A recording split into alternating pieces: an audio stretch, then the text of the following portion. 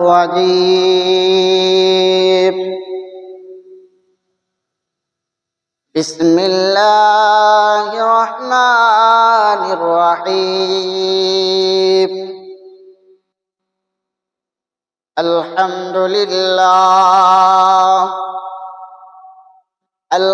لله نحمده ونستعينه ونستغفره ونؤمن به ونتوكل عليه ونعوذ بالله من شرور أنفسنا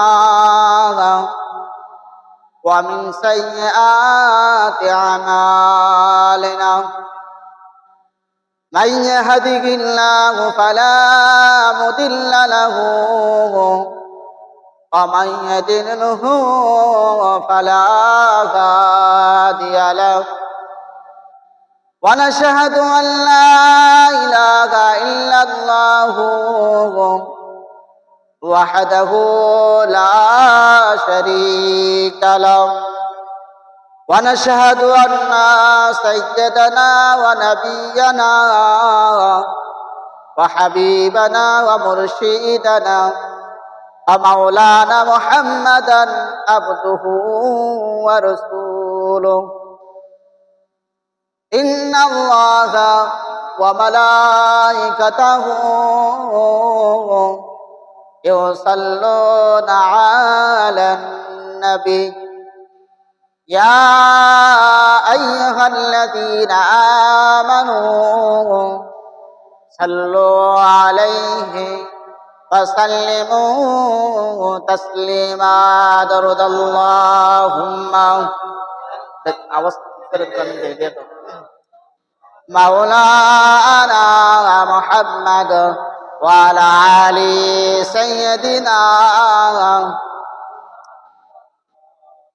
رسول الله حبيب الله رسول الله حبيب الله আমার নবীর প্রিয় নাম ওই নামেতে দরুদ পড়ে বিশ্বরি মুসলমান আল্লাহুম্মা সাল্লি আলা মাওলানা মুহাম্মদ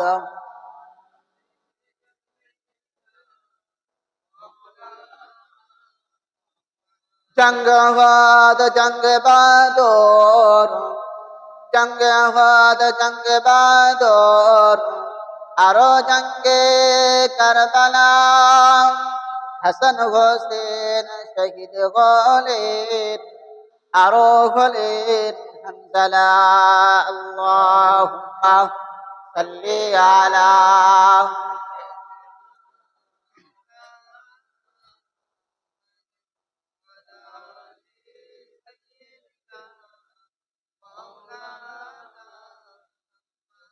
রসুল্লাহ হাবিবাল্লাহ রসুল্লাহ হাবিবাল্লাহ আমার নবীর মধুর নাম ওই নামেতে দরুদ পড়ে হুগলি জেলার মুসলমান আল্লাহুম্মা সাল্লি আলা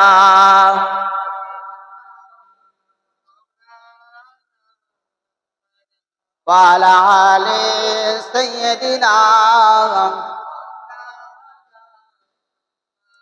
গাছে চিনিল নবীজিকে মাসে চিনিল নবীজির উম্মত হয়ে চিনিলাম না গো চিনিল বনের হরিণী আল্লাহুম্মা সাল্লি আলা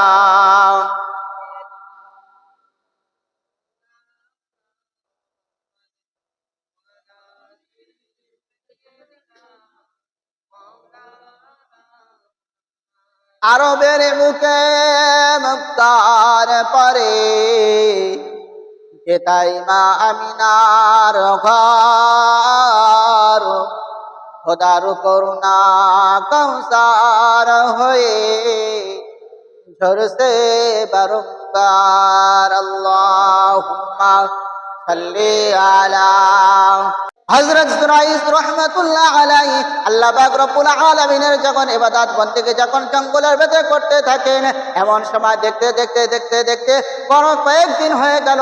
দেখার পরে ওই দেশের ওই এলাকার মানুষেরা তখন ওই জুরাইস রাহমাতুল্লাহ আলাইহির হাতেতে সকলে বায়াত হয়ে মুসলমান হয়ে যাচ্ছে। এই বিষয়টা যখন ওই দেশের রাজা যখন দেখলো, তখন ওই রাজার মনেতে একটা রাগান্বিত হয়ে গেল যে আমি এই দেশের আমি বাদশাহ, আমি এই রাজ্যের আমি রাজা, তাহলে আমার কাছ থেকে আমার পূজারা আমার কাছ থেকে আমার পূজারা মুখ ফিরিয়ে নিয়ে ওই যে জঙ্গলে যে একজন জুরাইস রাহমাতুল্লাহ আলাইহি ইবাদত বন্দেগী করছে, তার কাছে দলে দলে মানুষ গিয়ে মুসলমান হয়ে তার দলে এসব ভিড় জমাচ্ছে। এই বিষয়টা যখন হচ্ছে, ওই বাদশাহ যখন দেখলো, দেখার পরে যে ভাবলো যে একে কিভাবে শায়েস্তা করা যায়, যে আমার পূজারা, আমি এই রাজ্যের রাজা, এই দেশের আমি রাজা, আমার কাছে আসা যেমন তেমন তারা কি করছে, ওই জুরাইস রাহমাতুল্লাহ আলাইহি তার কাছে সবাই হাতে হাত রেখে কলেমা পড়ে মুসলমান হয়ে যাচ্ছে। এই বিষয়টা দেখে তিনি সহ্য করতে পারেন। এখন একটা কৌশল করলো যে একে কিভাবে শায়েস্তা করা যায়, একে কিভাবে জব্দ করা যায়। অনেক চিন্তা ভাবনা করার পরে তার রাজদরবারে একজন দাসী মহিলা ছিল আর একজন রাখাল ছিল, একজন রাখাল আর একজন দাসী। তাদের কাছে যখন রাজামশাই বিষয়টা যখন বললো, ওই দাসী আর ওই রাখাল বললো যে রাজামশাই আপনি কোনো চিন্তা করবেন না, এই জুরাইসকে শায়েস্তা করার জন্য যে পরিকল্পনা আমাদের তৈরি করা হয়ে গেছে, আপনি কোনো চিন্তা করেন, ওই শায়েস্তাটা আমরা বলে ঠিক আছে। তো বললে কি করবে, বলে সে ব্যবস্থা আমরা করবো, আমরা ঠিক সিদ্ধান্ত নিয়ে নিয়েছি। তার রাজামশাই তখন নিশ্চিন্ত হয়। এই পর্যন্ত মাথায় রাখেন। এইবারে হযরত জুরাইস রাহমাতুল্লাহ আলাইহি বাড়িতে যে আল্লাহ পাক রব্বুল আলামিন ইবাদত বন্দেগী করে, তো জুরাইস রাহমাতুল্লাহ আলাইহি ঘরের ভেতরে দরজা বন্ধ করে ইবাদত করছে আর তিনি নামাজে মশগুল হয়ে গেছেন। আর জুরাইস রাহমাতুল্লাহ আলাইহির আম্মা জান তিনি ওই দরজার কাছে এসে ডাক দিলেন, জুরাইস জুরাইস জুরাইস বলে তিনবার ডাক দেওয়ার পরে জুরাইস রাহমাতুল্লাহ আলাইহি আম্মা জানের ডাক সাড়া দিলেন। আর তিনি নামাজে মশগুল আছেন। এখন ভাবছে যে আমি যে আল্লাহ পাক রব্বুল আলামিনের নামাজে আমি মশগুল হয়ে গেছি, আর যদি এখন যদি আমার মায়ের ডাকে যদি আমি সাড়া দেয়, তাহলে আল্লাহ পাক রব্বুল আলামিন আমার উপরে রাগান্বিত হয়ে যাবে, অসন্তুষ্ট হয়ে যাবে। এই কথাটা ভেবে জুরাইস রাহমাতুল্লাহ আলাইহি তার আম্মা জানের ডাকে সাড়া দেয়। না দেওয়ার কারণে তখন ওই জুরাইস রাহমাতুল্লাহ আলাইহি আম্মা জান তখন বললো যে যা বাবা বেটা জুরাইস, আমি তোমার মা, আমি তোমার জন্য দুটি দোয়া করছি। আমি তোমার মা, তুমি আমার বেটা, আমি তোমার জন্য দুটি দোয়া করছি। যে একটা দোয়া যে তুমি আল্লাহ পাক রব্বুল আলামিনের ইবাদত বন্দেগী তুমি অবশ্যই করবে, আর তুমি জগৎ বিখ্যাত আল্লাহর ওলি হবে, জগৎ বিখ্যাত তুমি আল্লাহর ওলি হবে। আর আরেকটা তোমার জন্য বদদোয়া করে যাচ্ছি, তুমি আমার ডাকে সাড়া দাওনি, তা আমি তোমার মা, আমি তোমার জন্য আরেকটা বদদোয়া করে দিচ্ছি, তুমি জগৎ বিখ্যাত আল্লাহর ওলি হবে ঠিকই, কিন্তু তুমি দুনিয়ার জমিনে তুমি ব্যভিচারী, জেনা ব্যভিচারী, যে লকাপ, যে অসম্মান মানুষ, এই যে বদনামটা তোমাকে দিবে, আর এই বদনামের জন্য তুমি দুনিয়ার জমি থেকে বিদায়। মা এই দোয়া, আর এই মায়ের দুটো দোয়ায় আল্লাহর দরবার কবুল হয়ে গেল, দুটো দোয়ায় কবুল হয়ে গেল। হযরত জুরাইস রাহমাতুল্লাহ আলাইহি যখন ওই ঘরের ভেতরে ইবাদত বন্দেগী করেছিল, তখন তার আম্মা জান এসে তাকে ডাকলেন, জুরাইস জুরাইস জুরাইস, তিনবার ডাকলেন। তার মার ডাকে সাড়া যখন দিলেন না, তার মা তার উপরে রাগান্বিত হয়ে বলল যে বেটা জুরাইস, তোমাকে আমি দুটি দোয়া করলাম যে তুমি আল্লাহ পাক রব্বুল আলামিনের ইবাদত বন্দেগী করবে, থেকে তুমি জগৎ বিখ্যাত আল্লাহর ওলি হবে। ও বেটা জুরাইস, তুমি শুনে রাখো, জেনে রাখো, তুমি দুনিয়ার জমিনে তোমাকে যে জেনা ব্যভিচারী এই লকবটা তোমাকে দিয়ে দিবে, মানুষ তোমাকে বদনাম করবে। তোমার এই জেনা ব্যভিচারী তোমার এই লকবটা দিয়ে তোমার দুনিয়ার জমিন থেকে তুমি বিদায় নেবে। হযরত জুরাইস রাহমাতুল্লাহ আলাইহি যে মা এই যে দোয়া করেছে, আর ওই যে সেই বাদশা যে রাজা তার যে পরিকল্পনা, যে জুরাইস রাহমাতুল্লাহ আলাইহির হাতে ওই এলাকার মানুষেরা যখন তার হাতে হাত রেখে কলেমা পড়ে সকলে মুসলমান হয়ে যাচ্ছে, তখন রাজা মশাই ভাবলো যে ওই আল্লাহর ওলি ওকে কেমন ভাবে শায়েস্তা করা যায়, সেই পরিকল্পনা করেছে। ওই রাজা মশাইয়ের রাখাল আর ওই রাজা মশাইয়ের দাসী যে মহিলা, এরা যে পরিকল্পনা করেছে, তখন যে রাজার ওই যে দাসী আর ওই রাখাল দুজনা মেলামেশা করলো। মেলামেশা করার পরে ওই মহিলার দাসীর মহিলার পেটে বাচ্চা গর্ভবতী হয়ে গেল। এই জিনিসটা যখন হয়ে গিয়েছে, হয়ে যাওয়ার পরে তখন ওই দাসী ওই রাজা মশাইয়ের কাছে গিয়ে বলল, যে রাজা মশাই, এই তোমার যে এলাকাতে ওই যে জুরাইস রাহমাতুল্লাহ আলাইহি যে একজন আল্লাহর ওলি, আপনারা তাকে এত ভালো মানুষ বলেন, ও কেমন ভালো মানুষ, ও চরিত্র সম্বন্ধে আপনাদের কি জানা আছে? রাজা মশাই বলল, কি করেছে ওই জুরাইস রাহমাতুল্লাহ আলাইহি? তখন ওই দাসী বলল যে, ও বাদশা জাহাপানা, হুজুর বিয়াদবি মাফ করুন। ওই জুরাইস রাহমাতুল্লাহ আলাইহি, আমি আপনার দাসী, আমার সাথে ওই জুরাইস জেনা ব্যভিচারী করেছে, আর জেনা ব্যভিচারী করার জন্য আমি গর্ভধারী হয়ে গিয়েছি। হ্যাঁ, ওই দাসী ওই রাজা মশাইয়ের রাখালের সাথে জেনা ব্যভিচারী করে, আর করার পরে মিলামেশা করার পরে সে গর্ভবতী হয়ে গেছে। আর এই বদনামটা জুরাইস রাহমাতুল্লাহ আলাইহির ঘাড়ে থাকে।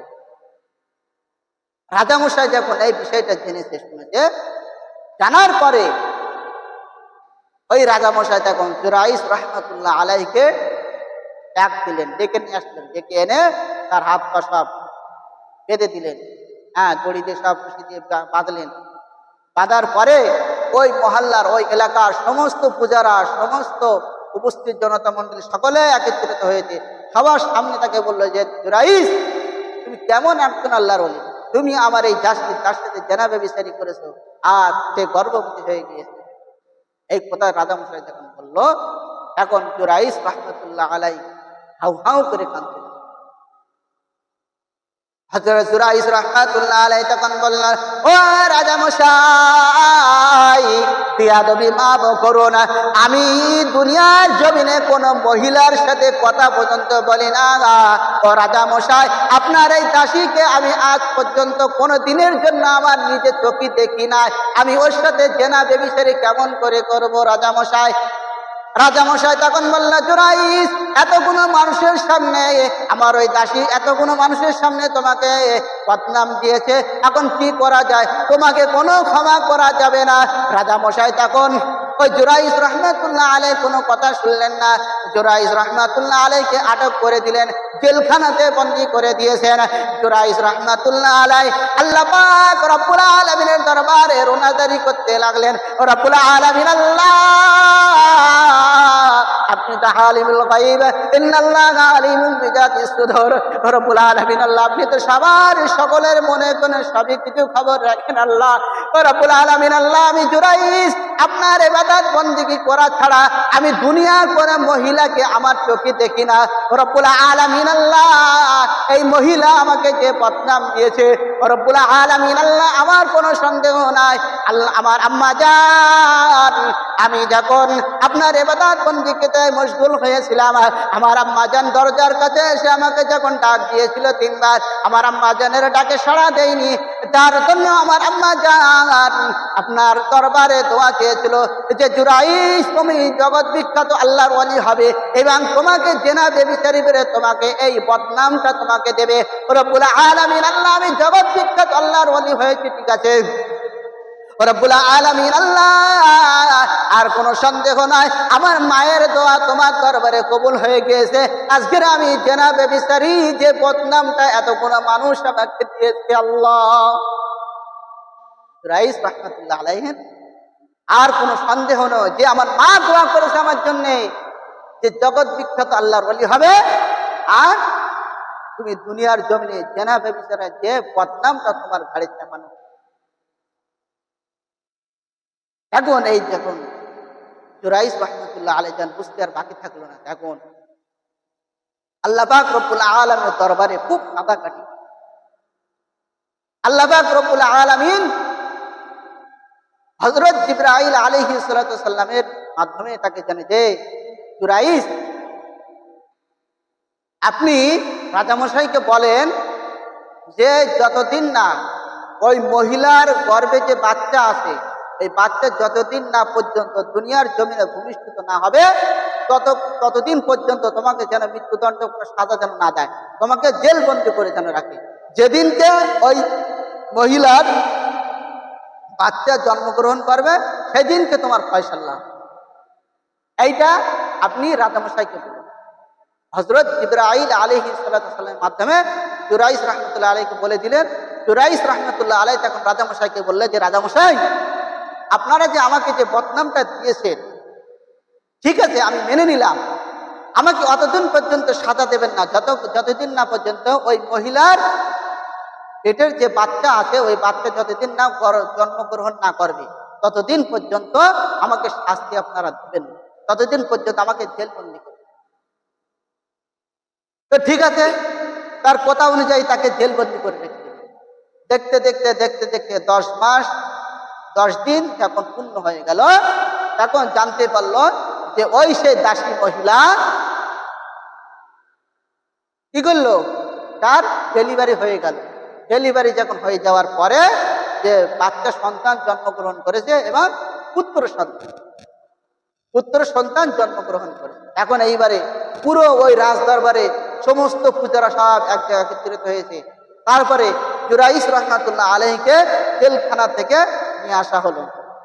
তারপর এতগুলো লোকের সামনে ওই এলাকার সমস্ত লোক যে আছে যে না ওই যে একদিনের বাচ্চা সে তার পরিচয় দেবে, সে কার বাপ, সে কার সন্তান, সে পরিচয়টা একদিনের বাচ্চা সে দেবে। আর এই আশ্চর্য ঘটনা মানুষ জানার জন্য, দেখার জন্য ওই এলাকার সমস্ত মানুষ এক জায়গায় হওয়ার পরে এখন এই বাচ্চা বলছে, হে সন্তান, এই বাচ্চা তুমি বলো তোমার বাপকে, তোমার বাপকে, তোমার জন্মদাতা পিতাকে। এখন বলল, তো তখন ওই বাচ্চা কোনো কথা বলে না, বাচ্চা কোনো কথা বলে না।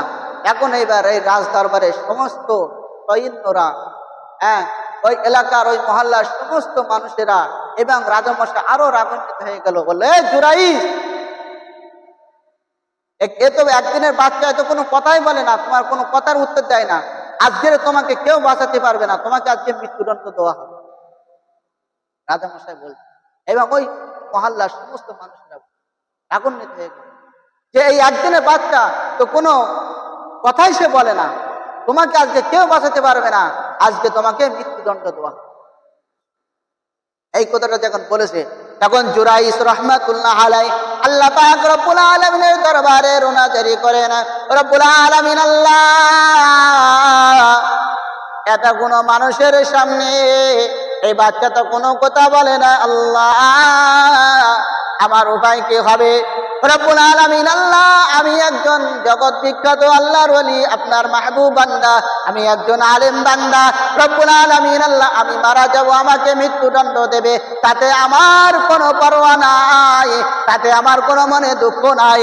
রব্বুল আলামিন আল্লাহ, কিন্তু আমার মনে একটাই কষ্ট যে আমি একজন আলেম, মানুষরা আলেমকে যে বদনাম দিয়েছে, এই যে তোমার দ্বীন ইসলামের উপরে যে একটা বদনাম হবে, এইটা আমি কেমন করে সহ্য করব?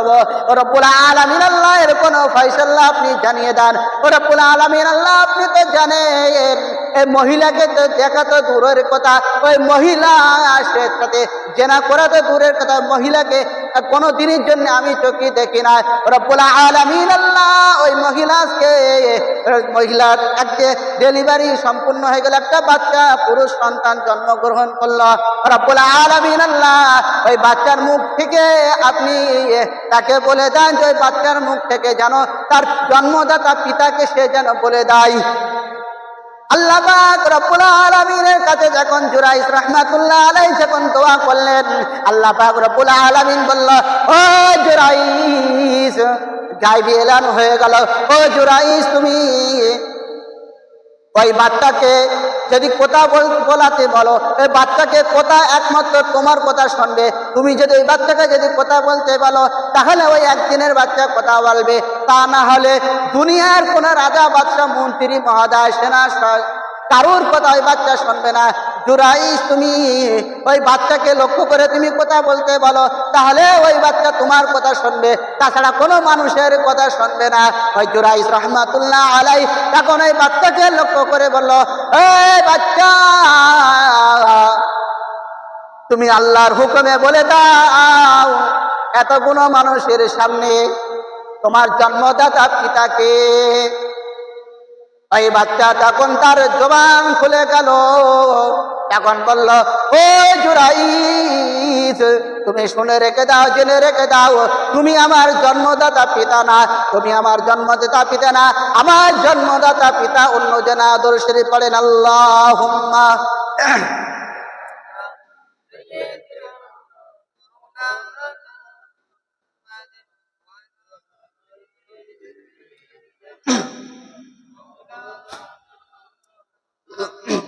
আল্লাহুম্মা সাল্লি আলা।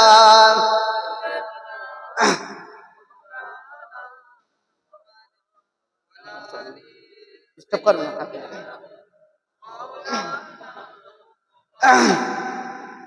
কলমার জিকির, লা ইলাহা ইল্লাল্লাহ, লা ইলাহা ইল্লাল্লাহ।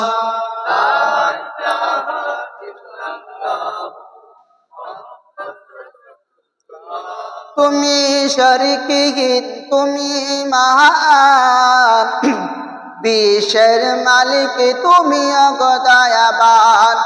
তুমি শরীকহীন, তুমি মহান, বিশ্বের মালিক তুমি অগদয়াবান। তোমার বান্দারা তোমার ভুলে আজ সুপাত হারাইয়া কুপাতে চলে। তুমি শরীকহীন, তুমি মহান, বিশ্বের মালিক তুমি অগদয়াবান। আল্লাহুম্মা।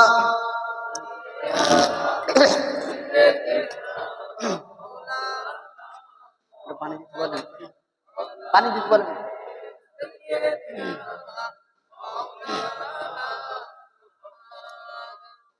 হযরত জুরাইস রাহমাতুল্লাহ আলাইহি তখন ওই বাচ্চাকে লক্ষ্য করে যখন বলল, ও বাচ্চা, তুমি তোমার পরিচয়টা এতগুলো মানুষের সামনে জানিয়ে দাও। এই বাচ্চার জবান খুলে গেল।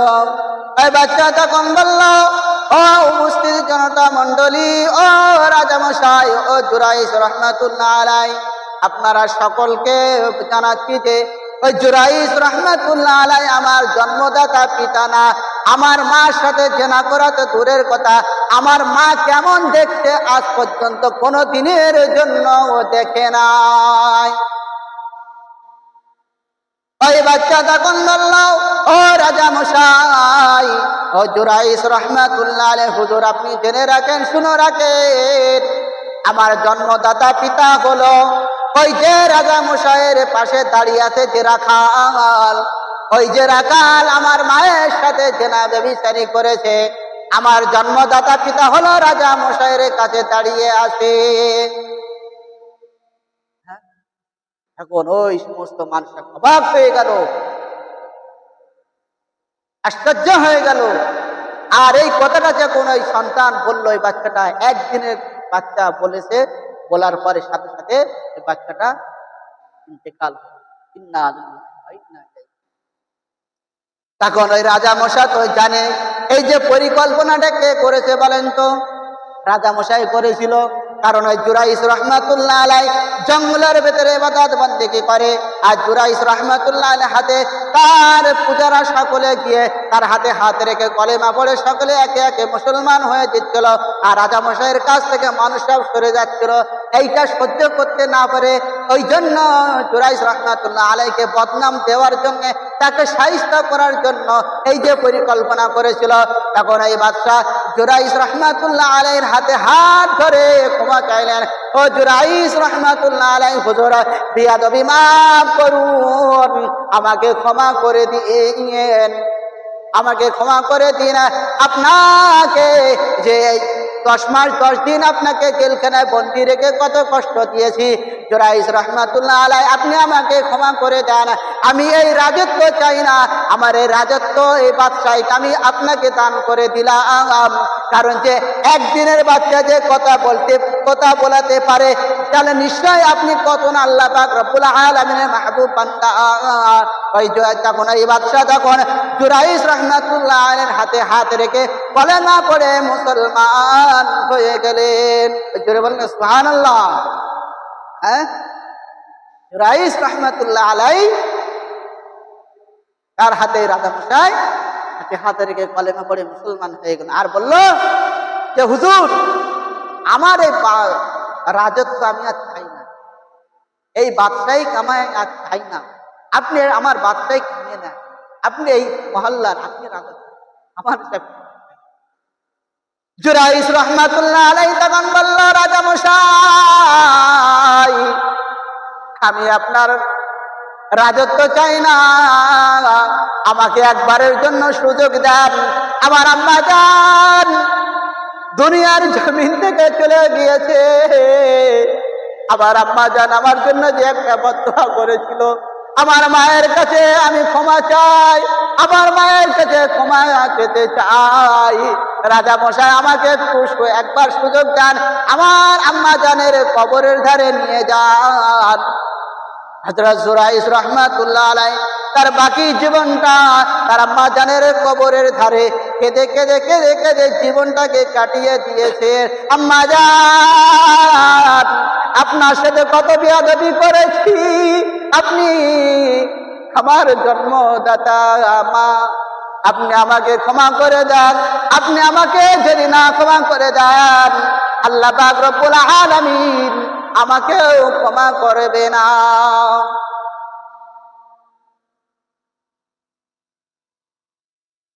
জুরাইস রহমাতুল্লাহ আলাইহি যে একটা সামান্য মায়ের কথা শুনিনি। কি কথা শুনিনি? যে